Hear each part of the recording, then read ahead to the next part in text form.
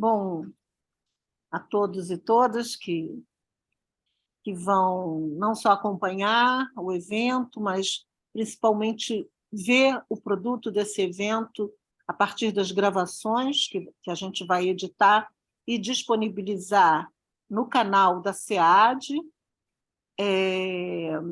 Eu tenho a grata oportunidade de reencontrar alguém com quem eu estive na pós-graduação, né? Tive o prazer de conhecer o professor Joel Peixoto Filho, que esteve conosco lá no PPG Edu, né? Onde ele fez a sua tese e se doutorou em educação, né? E vai falar hoje para a gente sobre o seu trabalho com qualidade da e na educação à distância. O professor Joel Peixoto Filho, ele fez uma graduação é bacharel em administração, é mestre em engenharia de produção e, como eu acabei de dizer, é doutor em educação pela Unirio. Atualmente, o professor Joel trabalha no Instituto Federal do Sudeste de Minas Gerais, no campus de Muriaé, e vai nos brindar com a sua fala, inaugurando, assim, um ciclo de conferências, de falas sobre assuntos de pesquisa que serão disponibilizados na página da SEAD, no canal do YouTube e na página da SEAD, com o objetivo maior de deixar o registro de pessoas, de pesquisas que são feitas, que foram feitas, que estão sendo feitas, e acessível para os estudantes, independente deles estarem presentes no evento, enfim. Inclusive os estudantes que vão entrar ainda na universidade, daqui a um ano, um estudante ingressante que siga procurando algum material de qualidade na educação, ele pode ir lá ver a hora que ele puder ver, assistir, anotar, enfim. É uma maneira da gente materializar, assumir de verdade que a educação à distância existe e que a distância não é para nos separar. Muito pelo contrário, a gente tem que se aproveitar dessa distância para nos aproximar. Se estamos à distância, se eu estou aqui, se Joel está em Muriaé, se outros estão espalhados pelo Rio de Janeiro e até mesmo pelo Brasil, a gente pode se aproximar num momento em que alguém pense: vou ver que tipos de conferências a SEAD Unirio ofereceu, que tipos de evento ela promoveu. E aí se dá conta de que tem uma fala, como, por exemplo, a de hoje, ou das que virão, e que ele pode ouvir aquela fala e, a partir daí, quem sabe, imaginar o seu próprio projeto, ou refazer, ou readequar, ou ter outras ideias. Então, é isso, é tirar aquela coisa triste que a pandemia nos deixou, de que as relações à distância eram o que nos sobravam. Não, as relações à distância podem ser relações muito enriquecedoras. E é uma forma da gente enfrentar essa contemporaneidade com alegria, com generosidade, com eficiência e com vontade de fazer sempre. Então, é por isso que eu estou muito feliz, principalmente de ter aqui alguém que foi formado pela Unirio e que trouxe toda uma contribuição em educação à distância. Muito obrigada, Joel, muito obrigada por inaugurar esse ciclo com a gente, e estamos aqui para aprender um pouco mais sobre essa modalidade de ensino, né, que ainda sofre muito preconceito, mas que já está mostrando cada dia mais que tem tanta qualidade quanto a modalidade presencial. Tá? Muito obrigada. Eu passo para você e a hora que você quiser que eu compartilhe, é só me avisar que eu compartilho a sua tela. Então, boa tarde a todos, boa tarde, a professora Dora, aos alunos que estão assistindo, a todos, né, que irão assistir futuramente, né, esse arquivo vai ficar aí em um tipo de um repositório, né, e aí as pessoas vão acessando à medida que forem se interessando pelos diversos assuntos, né, que forem postados na plataforma, né. Mas eu queria agradecer primeiramente o convite, é uma honra, né, estar participando desse processo aí. E é uma honra também ter feito meu doutorado na Unirio. Foi uma etapa da minha vida acadêmica muito gratificante. As amizades que foram feitas, o aprendizado, não tenho nem como medir, né? Quanto que a gente cresce como profissional, como pessoa. E trabalhar nessa questão da educação à distância, para mim também é um grande prazer, né? Porque eu, no Instituto Federal, eu já há bastante tempo eu sou coordenador de cursos à distância no campus, né, onde eu atuo. Nós temos aqui sete campi, né, que fazem parte do Instituto, e eu atuo aqui como coordenador no campus Muriaé, aqui no interior aqui de Minas Gerais. E faço parte também do Fórum de Educação à Distância, né, que é uma instituição também que coordena a parte política, né, e normatizações da educação à distância também aqui no Instituto. Então, tive essa oportunidade de participar de projetos de curso, de programas do governo federal, como a Rede ETEC Brasil, que foram aí programas voltados aí à oferta, né, de curso à distância em nível técnico, né? E então continuo na luta, né? Agora tentando reconstruir aquilo que foi, vamos dizer assim, um retrocesso que tivemos aí no passado, né? Agora vamos tentando reconstruir essas pontes. E então é um prazer falar sobre educação à distância e também falar sobre qualidade, né? Foram dois assuntos aí que vieram se encontrar, né? Por conta dessa experiência minha na educação à distância e pela minha formação acadêmica também em administração e em engenharia de produção, ela traz muito essa carga, esse conhecimento referente à qualidade, né? Então, é um termo bastante difícil de trabalhar, né? Sempre repito, né, que é um termo bastante subjetivo, mas que é prazeroso porque é uma questão que é importante para todos nós, né? A qualidade, sobretudo na educação. Então, eu vou trazer uma apresentação hoje falando sobre a qualidade, né? Primeiramente, aí traçando, tendo uma trajetória inicialmente sobre como surgiu esse termo qualidade, não é? Como todo mundo conhece hoje aí no geral. Depois, falando um pouco sobre a qualidade da educação e, por último, a qualidade na educação à distância. E no meio disso tudo, trazendo algumas informações, né, relativas à minha tese, a minha pesquisa que foi realizada aí no doutorado no Unirio. Certo? Eu pedi, então, à professora para postar o slide, por favor. Vou compartilhar. Só. Tá joia.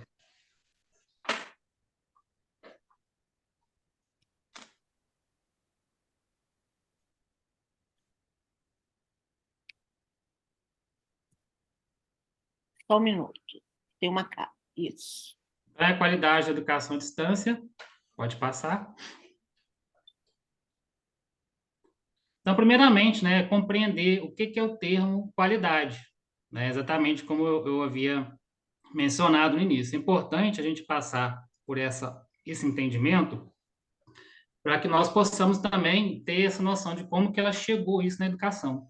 Então, o termo qualidade, ela surgiu antes da Revolução Industrial, né, ainda lá na época dos artesãos, né, que eles tinham certos produtos, né, que se destacavam como de nível superior, né, utilizando materiais de um nível superior, processos e pessoas mais treinadas. Então, por conta disso, eles certificavam, né, que esse produto era com uma qualidade melhor do que outros similares produzidos aí naquela mesma época, né? E por conta disso, nessa ocasião aí, eram produtos mais caros, mais voltados para a elite, né? Mas a partir da Revolução Industrial, né, que houve essa massificação aí dos processos produtivos, né? A qualidade ela passou não mais a focar no produto em si, mas sim nos processos de produção, porque precisava se fabricar numa velocidade maior, em maior quantidade, né? Então, uma vez que os processos eram certificados, garantia-se que uma maior quantidade de produtos iam sair, né, prontos, né, das fábricas, com uma garantia mínima, né, de um padrão, né, vamos dizer assim, de qualidade desses produtos. Já a partir do século XX, a qualidade começou a incorporar alguns conhecimentos da estatística, né, por meio das certificações de produção, né, que são as famosas amostragens, né? É, pode continuar.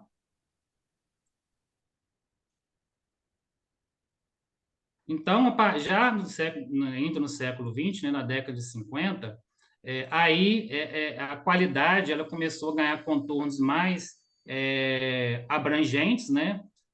Conhecimentos aí do nível gerencial, porque nessa época aí ainda no Japão, né, um Japão pós-guerra, o governo convidou alguns estudiosos aí norte-americanos, como o William Deming e o Joseph Duran, né, que começaram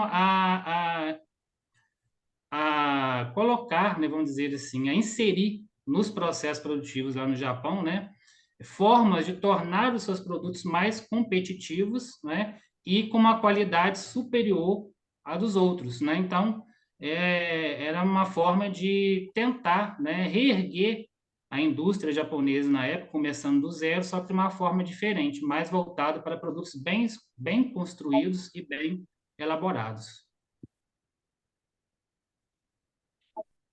Pode ir. Está indo. Uhum.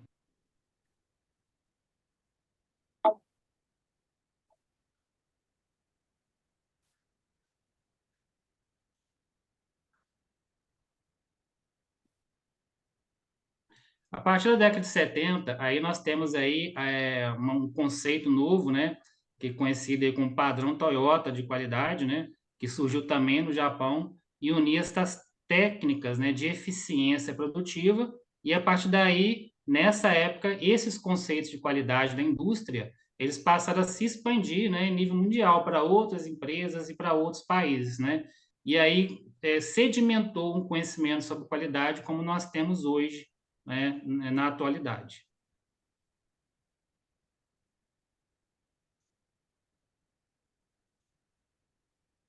Já a partir dos anos 2000, né, surgiram aí as certificações de qualidade, como né, vocês bem conhecem aí as ISO, né, sendo a mais conhecida a ISO 9001, né, que eram auditorias, né, de certificação de qualidade que as empresas contratavam para passar a imagem aos seus consumidores, tanto de produtos como serviços, né, de que esses bens e serviços eram de qualidade, né? Eu até frisei, né, apesar de que nem sempre isso era uma verdade, né? Porque às vezes o processo certificado que estava sendo certificado não tinha nada a ver com o bem que estava sendo produzido, mas o público não tinha muito bem essa informação e acabava comprando essa ideia. Mas atualmente, né, nós temos aí que o mercado consumidor, né, os consumidores de maneira geral, né, eles estão abrindo mais, né, a sua visão em relação a isso. Não só, como se diz, escolhendo, preferindo produtos apenas por certificações de qualidade, né, que nada mais é do que são certificações de processos industriais, né? Mas sim outros tipos de certificações, como, por exemplo, nós temos aí, eu coloquei o Fair Trade, né, que é conhecido como comércio justo, né? Então, são empresas aí que não exploram a mão de obra, né? Empresas que têm um mínimo de consciência social e ambiental, né? Ou seja, preocupações que hoje não são, estão muito mais sedimentadas na cabeça do consumidor, né? Os consumidores passaram a exigir também isso daí. Então, essa é uma qualidade já de maneira diferente do que estávamos vendo até então, né? Mas o grande desafio hoje das organizações é saber o que é qualidade para o seu cliente, né? Por isso que eu falei no início, né, que a qualidade é um termo bastante subjetivo, exatamente por isso. Porque a qualidade, para mim, ela pode ser uma coisa, né? Para outra pessoa pode ser uma outra coisa diferente. Qualidade, para mim, pode ser o design. Para outra pessoa, a qualidade pode ser o atendimento, ou pode ser até o preço, né? Então, o grande desafio é esse, é saber, né? Eu sou uma empresa e eu saber do meu consumidor o que ele espera de mim em termos de qualidade.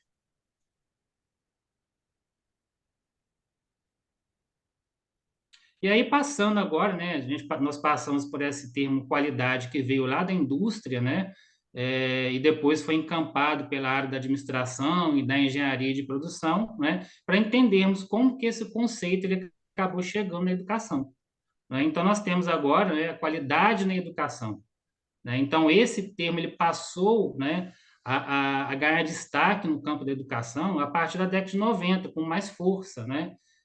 Justamente com o início dos governos neoliberais. Então, sob essa ótica, a qualidade da educação acabou por ser influenciada por essa qualidade do sistema produtivo, né, tecnológico, financeiro e econômico. Então, a partir dessa filosofia, né, que aí surgiram, né, políticas públicas de educação fortemente influenciadas, né, por esses governos ou organismos internacionais, como o Banco Mundial, mas dentro dessa lógica, né, que o Paulo Freire chama de contábil, né? Então, a disseminação, né, da retórica sobre a necessidade de melhoria da educação brasileira começa nessa época aí, né? Temos que melhorar a qualidade da educação brasileira, né? Então, espalhou-se aí, né, que essa necessidade, né? E a partir disso daí surgiram algumas políticas equivocadas, né, com relação à garantia da qualidade da educação, que vamos focar nelas aí à frente.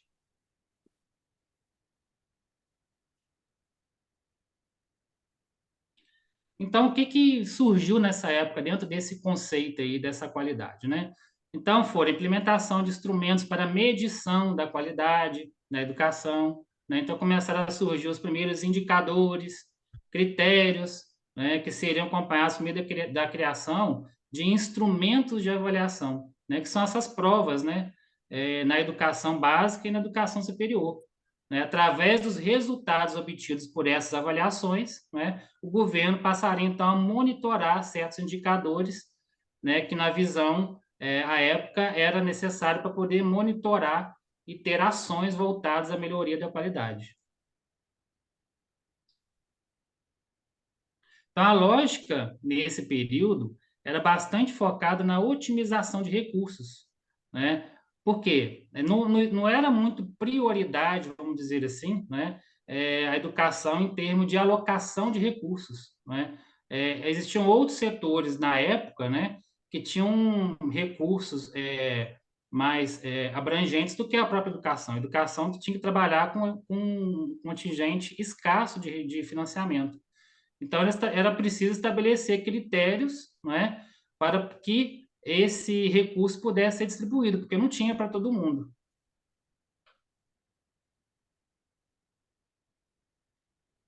Então, a lógica desse período, né, quando a qualidade começou a surgir no campo da educação, era mais da questão da eficiência e produtividade, né, em contraposição à lógica da democratização e universalização da educação e do conhecimento.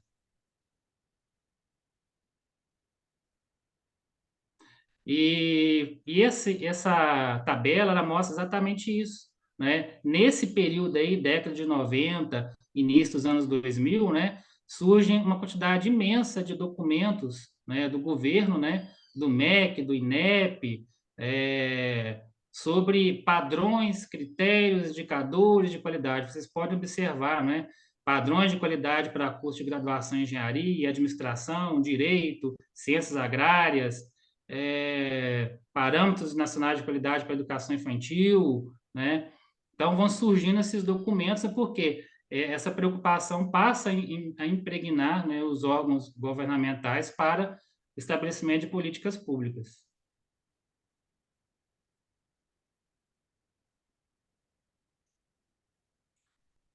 E na LDB, né, fiz um estudo também, isso no campo isso na minha pesquisa, doutorado. Na LDB tem vários artigos, né? Tá aí terceiro, quarto, sétimo, nono, 47, 70, que falam sobre padrões de qualidade, avaliação, melhoria, aprimoramento, assegurar e zelar pela qualidade. Então, a própria Lei de Diretrizes e Bases da Educação, né, de 1996, ela tinha uma grande preocupação também em seu texto sobre essa questão da qualidade. E também, né, nos planos nacionais de educação, nós temos aí na tabela aí a de 2001 e 2014, a de 2001, por exemplo, 76 ocorrências, né, correlações com qualidade, melhoria, metas, parâmetros, garantia, expansão, padrões, custo, controle, etc., né?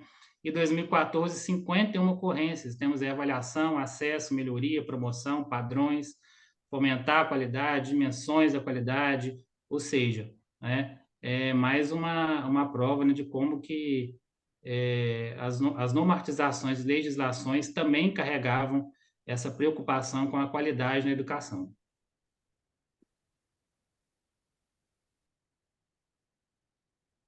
Então, percebe-se que nesse período, né, o termo qualidade passou a influenciar fortemente a criação e implementação de políticas públicas, legislações, instrumentos de avaliação e indicadores de qualidade. E aí começou também uma questão bastante controversa, né, que tem bastante crítica por alguns pesquisadores, né, que é essa forma de ranquear, né, ranqueamento das escolas, né, definir quais são as melhores escolas, né, com base nesses resultados de avaliação. Então, os rankings, eles demonstravam o quê? Exatamente um reflexo do que é a nossa sociedade. Por quê? Mostrava ali uma desigualdade, né, no ambiente escolar. As escolas com maiores recursos, né, e que selecionavam os seus alunos, eles captam os melhores alunos com a melhor formação na educação básica, né?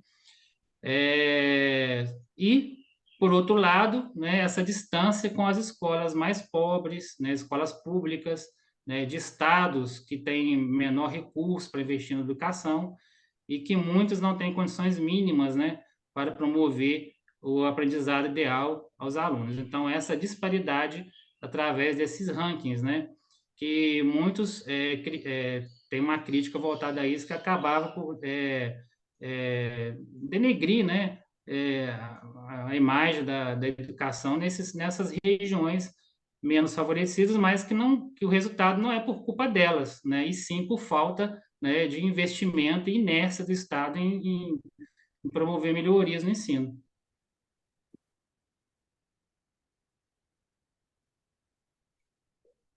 Mas como resolver essa questão, né? Esse problema aí dessa disparidade, né, no resultado educacional? Como levar a educação verdadeiramente de qualidade a todas as escolas do Brasil? Esse é um grande desafio, né?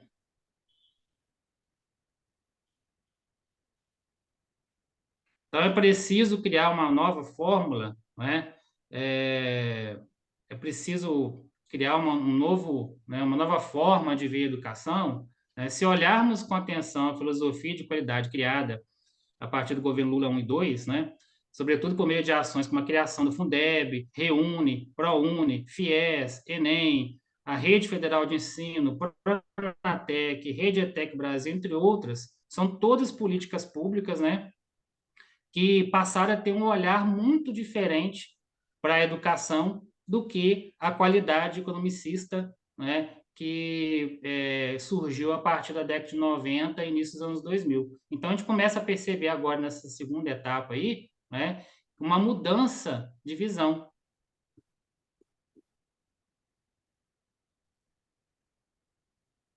E eu gosto sempre de exemplificar, né, porque eu trabalho na Rede Federal de Ensino, né, então eu gosto sempre de contar essa nossa história também, né, sobre a criação da própria Rede Federal de Ensino, né? Então ela foi criada lá em 2008, né, na época do governo Lula também, e ela reuniu, né, Cefetes, escolas de aplicação, que é aquelas escolas atreladas a universidades federais, e outras instituições de ensino, e criou os Institutos Federais de Educação.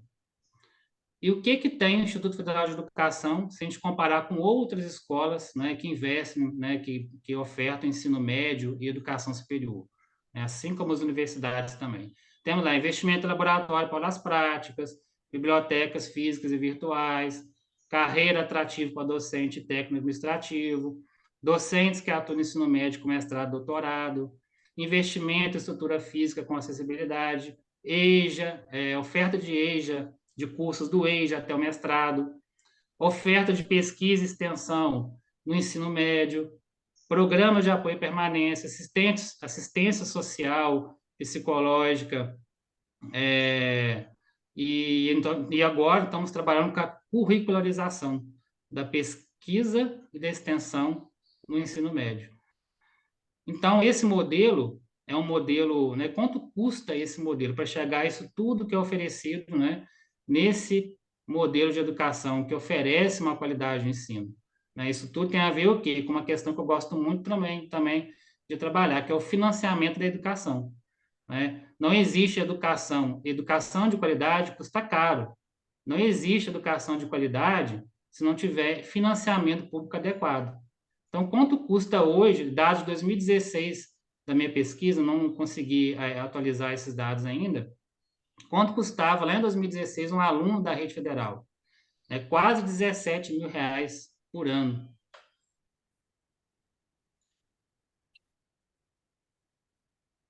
Quanto custava um aluno, o custo médio de um aluno? R$ 6.000. Um custo do aluno com base no Fundeb, que é o dinheiro que repassa aos estados, R$ 3.349 em 2021. Lógico que tem uma complementação depois do estado, né? Mas isso tudo, todo esse investimento, essa disparidade do investimento, vocês podem ver, né? De 17 para R$ 3.000, ele tem os resultados, os frutos, eles são colhidos, né? Então, nós temos aí no próximo slide aí, um esquema que eu apresentei também na minha tese, né? Que é sobre os resultados do PISA, né? O PISA é o Exame Internacional, né? Que é feito, né, pela OCDE, são os países lá desenvolvidos, né? E o Brasil já participa dessa prova já há muitos anos, né? E os resultados de 2018, se a gente puder comparar, né, os resultados do Brasil, né, com o resultado, se a gente pegar só as notas da rede federal, a gente pode perceber, né, a distância que tem entre um resultado e outro. A gente pode perceber que em leitura, né, a rede federal fica em 16º, matemática, 41º, a China, em ciências, em 28º, né, muito próximo de países desenvolvidos. Né? E se a gente pega a média dos resultados do Brasil como um todo, a distância fica muito grande. Exatamente por quê? Porque as escolas públicas, sobretudo os estados, né, eles não conseguem ter esse investimento todo, esse financiamento adequado como a rede federal possui. Então, isso aí é um exemplo, né, de um sistema de qualidade que deu certo, né? E muitas das coisas que eu proponho na minha pesquisa, muitos dos parâmetros propostos na minha pesquisa, muitos estão englobados na metodologia de ensino da rede federal. E aí a gente passa para a qualidade na educação à distância, né? E aí, vendo também como que surgiu, como que foi esse caminho aí da qualidade da educação à distância. Então, os primeiros estudos sobre a criação e adoção de indicadores para monitorar a qualidade, ela surgiu lá em 1998, né, com uma pesquisa, um artigo publicado na revista Tecnologia Educacional. Mas as primeiras iniciativas concretas para a implementação de padrões de qualidade no EAD foram a partir dos anos 2000, né, no âmbito da Secretaria de Educação à Distância. Então, aí foi o iniciozinho da discussão sobre qualidade. E nessa época, né, surgiram aí as primeiras versões sobre os referenciais de qualidade para a educação superior à distância. Obrigado, Né? não. Então, aí Já tenho que estar aqui presente. começou, então, né, surgir, né, documentos no Ele me âmbito ligou do também, só que eu estou esperando federal, passar um negocinho para pegar o celular.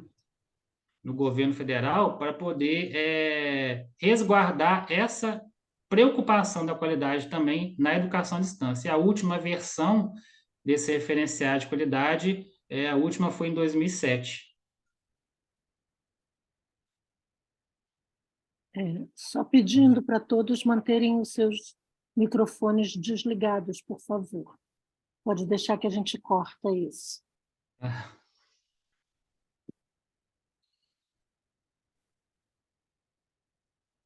Então, como surgiu a necessidade de se discutir a qualidade na educação à distância nesse período?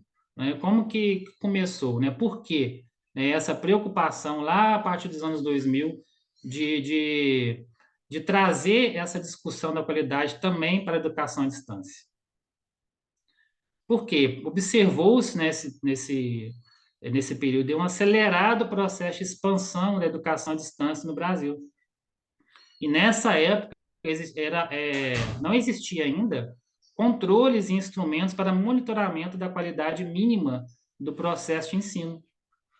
A percepção de que alguns modelos de ensino à distância eles eram frágeis, né? Não tinha o aluno não estava resguardado, né, contra aquele modelo. E isso tudo provocava uma certa precarização da educação à distância como um todo.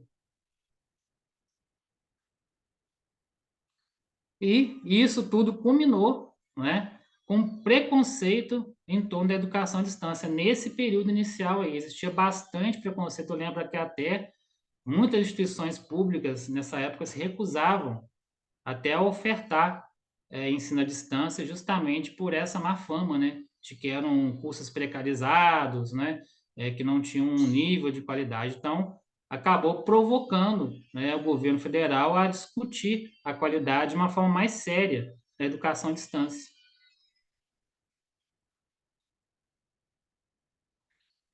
Aí, quando falo da questão aí das matrículas, né, esses dois gráficos aí, eu tenho dados também até 2019, do Censo da Educação Superior, né, do INEP, ele mostra essa diferença, né? O primeiro gráfico aí são as matrículas do ensino presencial, público e privado. Então, lá, o privado, quase 69%, e pública, cerca de 31%. Né? Uma distância, né, o dobro uma da outra. Mas se a gente observar agora na educação à distância, existe uma distância, um fosso imenso entre as públicas e privadas no ensino à distância. Né? Exatamente porque observou-se nesse período aí como, né, um crescimento assustador do número de matrículas na educação à distância, aí, sobretudo nas privadas.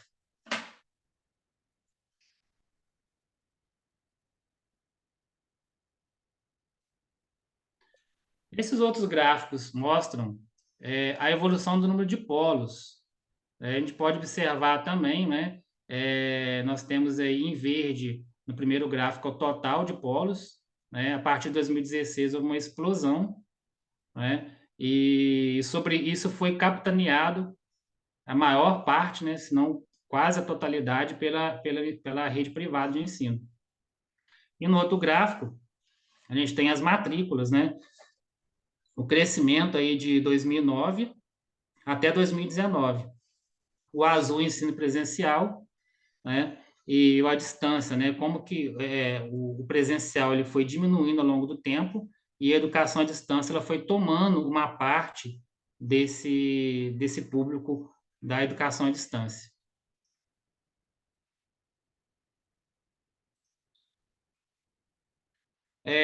Mas nessa época, quando surgiu aí as primeiras versões, né, dos referenciais de qualidade de educação superior à distância, né, os eixos eram chamados de dimensões de qualidade, que eram os eixos em que o governo tinha maior preocupação para oferecer em termos de qualidade para os cursos, né? Para resguardar a qualidade. Então, nós tínhamos aí sistema de comunicação, material didático, avaliação, equipe multidisciplinar, né? Gestão acadêmica, sustentabilidade financeira. Então, era focado nesses parâmetros, os referenciais de qualidade de 2007, que foi a última versão.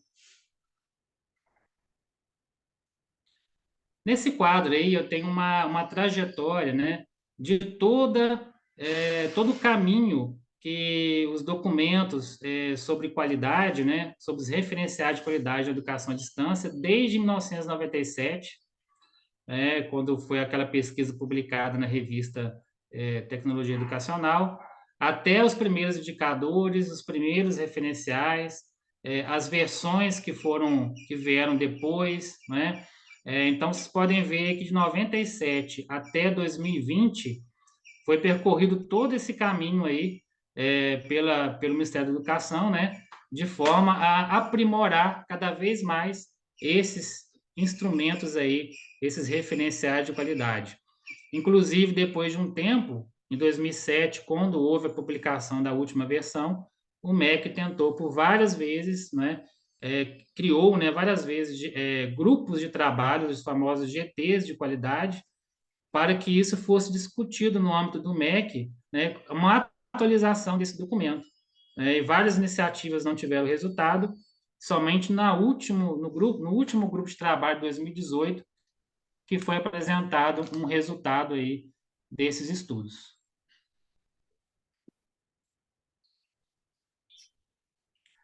Então, nós temos aí nesse outro slide, né, esses grupos de trabalho. Então, temos aí, foram 5 grupos de trabalho, né, que foram criados lá pelo MEC para discutir, né, a atualização desse referencial de qualidade para a educação à distância, né? Vocês podem observar aí quem eram os participantes, né, em cada grupo de trabalho, né, sendo que a maior parte dos integrantes, eles eram, na verdade, são entidades.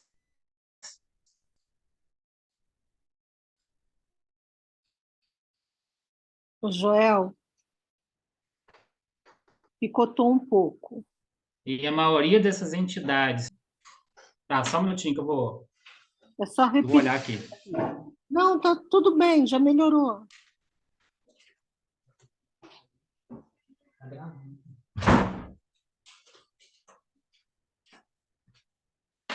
Melhorou? Melhorou. É só Então, repetir aí, sobre esse quadro. slide, Isso. então, ele mostra, né, os grupos de trabalho que foram criados no âmbito do Ministério da Educação, né, e as entidades que fizeram parte, entidades do setor público e privado, sendo que nesses grupos de trabalho, a maior parte dos integrantes eram entidades representantes do setor privado. Então, existia muita pressão do setor privado em cima do MEC, né, para que esses referenciais de qualidade, na época, aí, acabassem por atender alguns interesses do setor privado, né? A gente percebe aí que nessa época surgiram muitas regulamentações da EAD, como o Decreto 9.057, que é o marco regulatório da EAD, e outros que flexibilizaram bastante a oferta de curso à distância no Brasil, né? E isso acabou privilegiando ainda mais, né, a rede privada de ensino na oferta de curso à distância.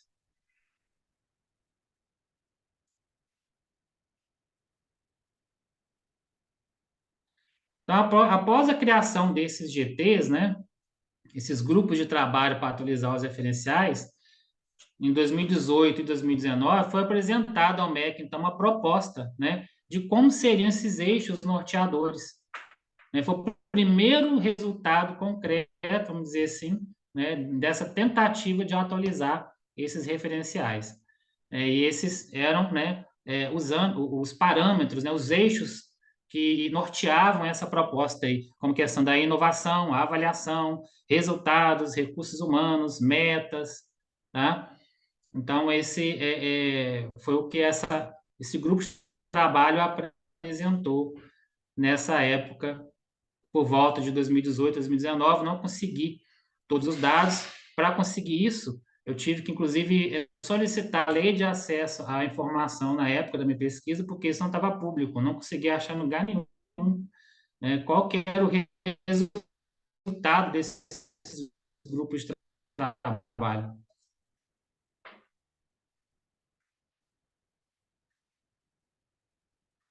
Pode seguir. Esse processo aí de construção desses referenciais. Porque esses GTs tinham pouca participação de entidades ligadas a instituições de ensino públicas, falta de participação estudantil e docente nesse processo, falta de audiências públicas em universidades e entidades da sociedade civil, quase não se viu essa participação popular, né? Sobretudo dos maiores interessados, né? Que eu chamo aí de sujeitos de educação à distância, né? Que são as pessoas envolvidas com a educação à distância, alunos, professores, tutores, coordenadores. Ou seja, não houve uma democratização nesse processo, nesse diálogo, né? Nessa construção dessa importante política pública aí para a educação à distância. Faltou esse diálogo maior com a sociedade.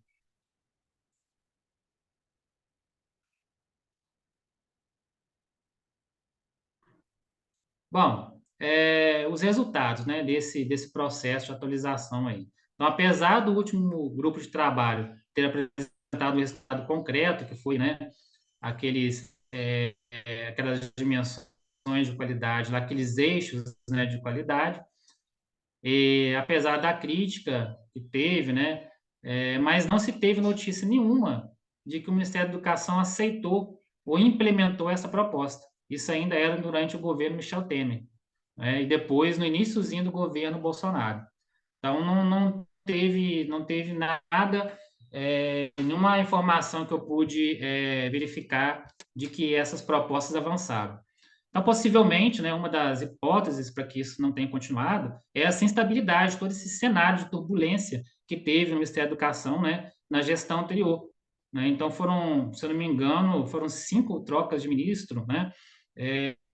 E aí, tudo que o ministro estava discutindo com a sua equipe, né? Isso tudo parava quando havia a troca de um outro ministro. Toda a equipe mudava, todas as discussões paravam, né? E durante todo esse processo turbulento aí, acabou que a discussão aí sobre qualidade acabou caindo no esquecimento da educação à distância.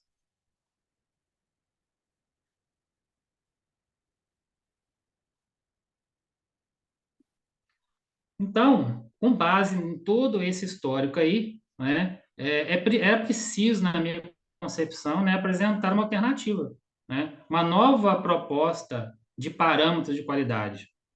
É isso que foi, né, o tema da minha pesquisa, exatamente isso. Né, compreender todo esse processo, essa trajetória da qualidade, especificamente na educação à distância, aprender com os erros, né, que foram durante todo esse processo de construção, né, e tentar um caminho que exatamente fortalecesse esse diálogo com todas as pessoas que fazem parte do processo, né? Então, o principal como eu disse lá no início, né, quando eu estava falando da qualidade ainda no setor empresarial, as empresas têm uma dificuldade de saber o que o cliente espera em relação à qualidade, né? Então, isso também vale para a educação. Não adianta o governo vir de baixo para cima, especialistas na qualidade, isso. O que é importante para a qualidade são esses fatores. Eu acredito que não é assim que tem que se construir. A construção tem que partir também de baixo para cima, né, das pessoas que estão envolvidas diretamente no processo. Então, é um grande desafio também no campo da educação à distância conseguir, né, saber quais são, né, os aspectos que mais são importantes para a qualidade da educação à distância. E o desafio seria o quê? Fazer uma proposta, construir, né, uma proposta para não repetir ou reproduzir o modelo de qualidade economicista contábil, como dizia lá Paulo Freire, e propor uma qualidade da educação à distância, né, com uma base numa qualidade democrática e participativa. que é uma tarefa bastante complicada, né? Construir qualquer pesquisa com base participativa é muito difícil, tá?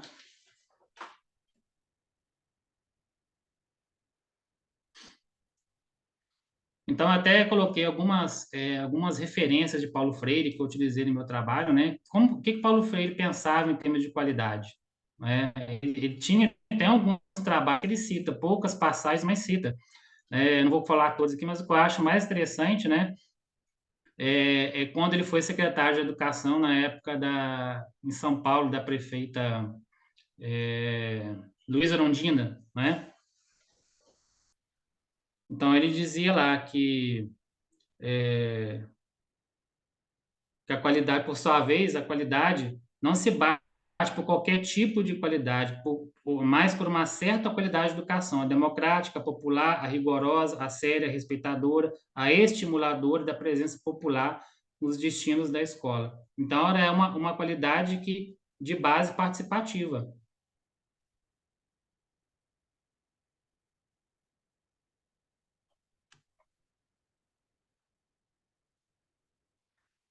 Então, não é uma tarefa fácil fazer essa proposição de uma pesquisa participativa, ou seja, onde as propostas, né, no caso, esses parâmetros de qualidade, eles tenham como origem os sujeitos de AD.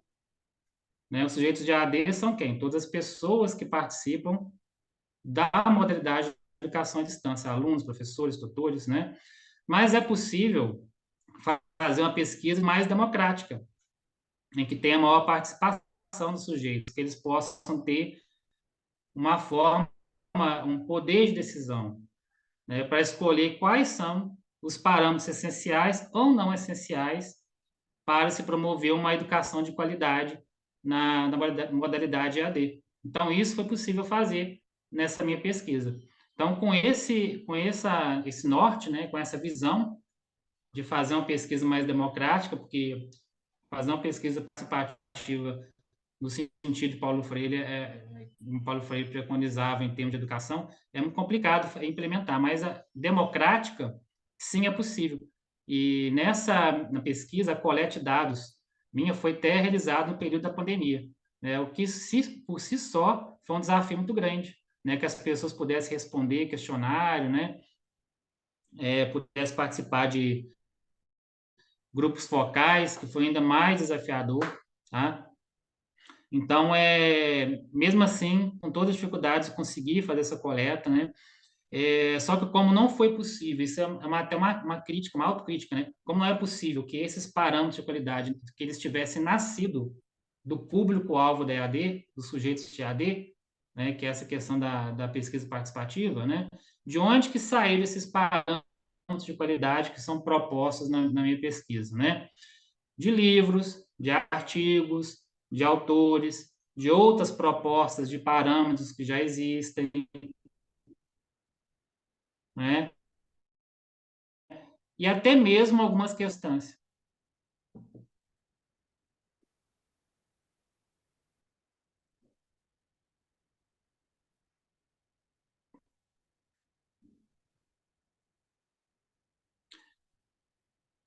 Acho que você.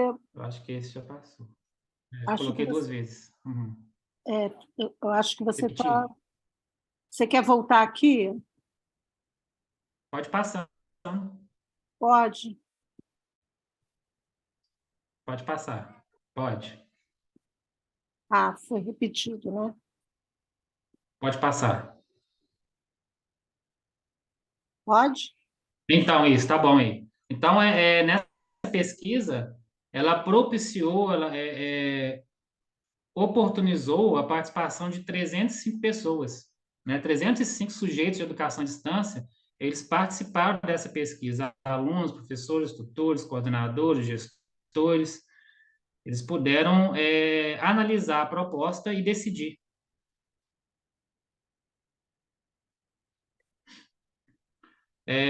Então, eu instrumentalizei essa proposta, né? Depois, nessa coleta de dados, teve a análise estatística, né? E a metodologia que foi adotada. Então, esses resultados, né, levantados nessa pesquisa, nasceu, né, surgiu então, essa proposta de novos parâmetros de qualidade para a educação à distância. E depois que essa proposta ela surgiu, né, ela ainda foi submetida, né, a alguns sujeitos de EAD que foram selecionados, que participaram em grupos focais. Então, essa proposta ela foi apresentada para eles, nesses grupos focais, e eles puderam ter uma participação ainda mais direta, né, na construção dessa proposta. Então, aí daí surge, então, a pesquisa, né, que foi realizada aí no programa de pós-graduação em educação do Unirio, né, que foram os parâmetros de qualidade para EAD, uma proposta a partir da visão dos sujeitos envolvidos no sistema. Então, só coloquei o objetivo geral, né, a pesquisa ela tinha como proposta discutir, debater, propor uma qualidade em que aqueles sujeitos na ponta do processo da oferta de EAD, como professores, tutores, etc., fossem ouvidos e pudessem opinar para a construção de novos parâmetros de qualidade que, por sua vez, pudessem agregar elementos que sejam mais assertivos em responder aos atuais desafios de qualidade dessa modalidade de ensino. Então, aí surgiu, né, através da pesquisa, dessa coleta de dados, dos grupos focais, essa proposta de 12 dimensões de qualidade. Então, nós temos aí o polo de apoio presencial, temos aí a dimensão coordenação de polo, ambiente virtual de aprendizagem, a tutoria, a docência, a gestão administrativa, a gestão pedagógica, a gestão acadêmica, a gestão democrática, os direitos humanos, igualdade, diversidade, integração com a comunidade e políticas de apoio e permanência. Então, são esses 12 eixos, né, que fazem parte dessa proposta de dimensões de qualidade para EAD.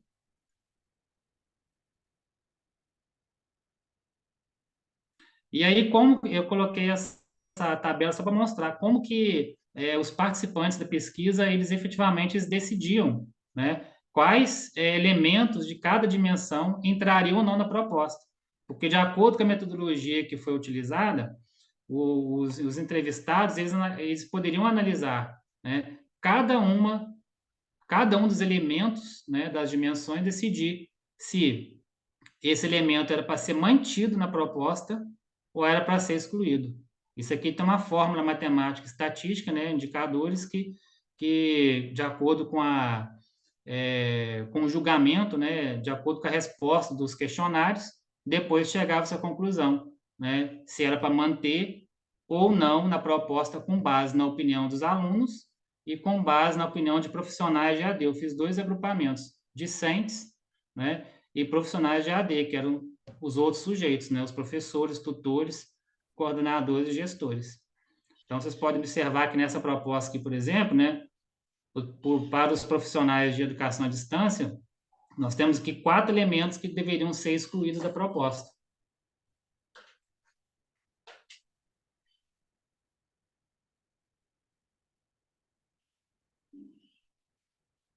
Eu achei interessante incluir, né, essa informação que eu vou passar agora, né, porque apesar da educação à distância, né, ter todo esse aparato tecnológico, né, as tecnologias de informação e comunicação, que a AD hoje em dia ela só existe por conta disso, né, de todas as tecnologias de informação e comunicação que foram desenvolvidas ao longo do tempo, né, mas mesmo com tudo isso, como que o professor ainda tem um papel central na educação à distância, né? Isso porque os dados qualitativos da pesquisa, né, que são do grupo focal, eu submeti esse material a um software de análise de conteúdo, que é o Iramutec, e aí ele trouxe algumas análises muito interessantes, como estão aí adiante.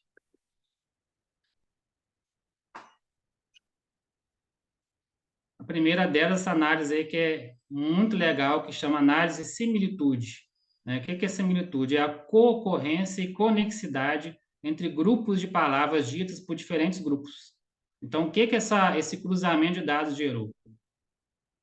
gerou um gráfico,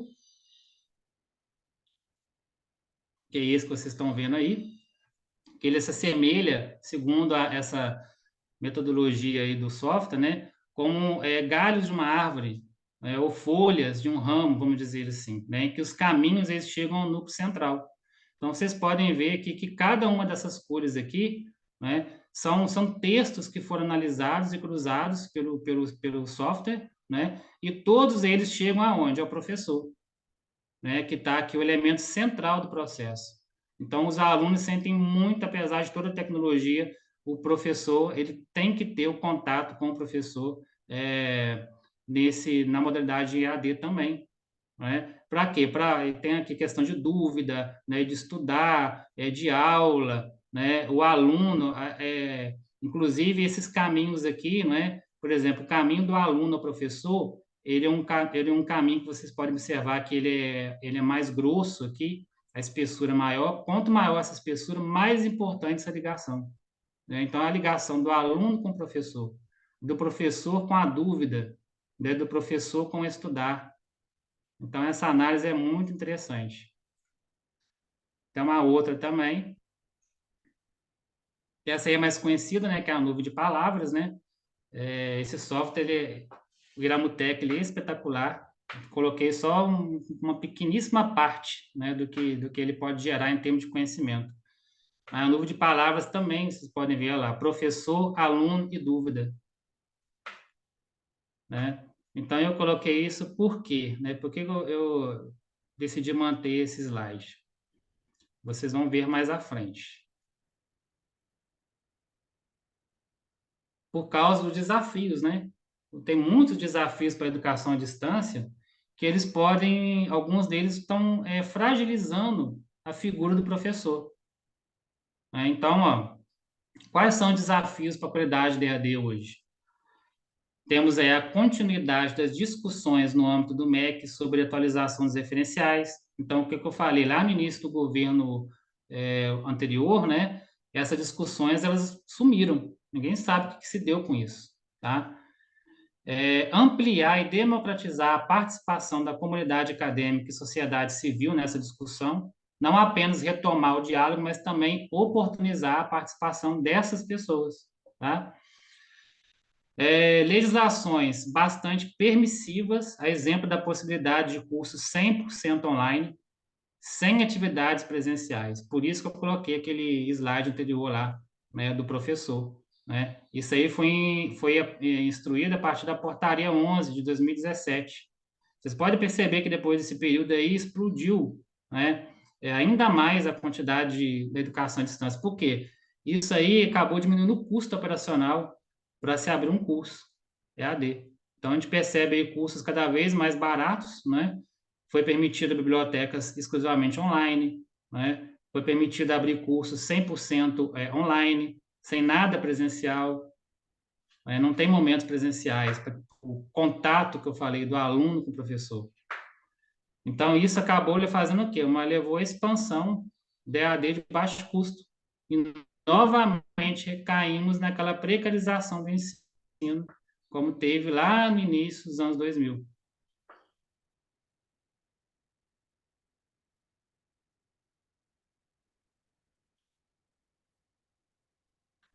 Outro desafio, a falta de orçamento federal direcionado às políticas públicas para ampliação da oferta de cursos EAD em ES públicas. Então, tínhamos muitos programas antigamente, né? Ainda no final do governo Dilma, né? Que fomentavam a oferta de cursos, porque você abrir um curso à distância hoje, ele tem que ter um financiamento, né? Não dá para a universidade fazer isso apenas com recurso próprio, né? Tem que ter políticas, programas específicos para essa expansão. E para isso precisa o quê? Fortalecer a Secretaria de Educação à Distância no âmbito do MEC, que acabou também sendo precarizado na gestão anterior. Relançamento e fortalecimento de programas como a Rede ETEC Brasil, né, que é onde eu trabalhei na coordenação de curso à distância aqui no Instituto Federal, formação técnica à distância, tinha toda uma estrutura fenomenal de polo, tutor à distância, tutor presencial, coordenador, professor, conteudista, professor responsável por fazer apostila, ou seja, toda uma estrutura para a educação à distância de qualidade que acabou, né? E o fortalecimento da UAB, Universidade Aberta do Brasil, né? E retorno das bolsas custeadas pelo MEC para que as instituições públicas possam contratar tutores e coordenadores, porque hoje em dia o que está acontecendo é que as instituições hoje estão ofertando cursos à distância, as públicas, né? Nós estamos passando isso por aqui. Se a gente quiser abrir um curso à distância hoje, não tem tutor. Por quê? Como é que você vai contratar um tutor? Você não tem recurso para pagar a bolsa? Então, os professores estão fazendo um duplo papel, né? Eles estão trabalhando na oferta do curso, da disciplina, e também trabalhando como tutor. E aí acaba que isso dificulta o trabalho, porque são muitos alunos, você não consegue atender todos da maneira como deveria. E aí, encerro, então, essa apresentação, né? Fico muito feliz de ter participado, trazer essa trajetória aí da educação, da qualidade na educação à distância, né? Espero que vocês tenham gostado e qualquer coisa estou à disposição mais à frente aí para atender as dúvidas. Vocês podem me encaminhar, a gente vai construindo esse diálogo também no futuro. Tá joia? Obrigado.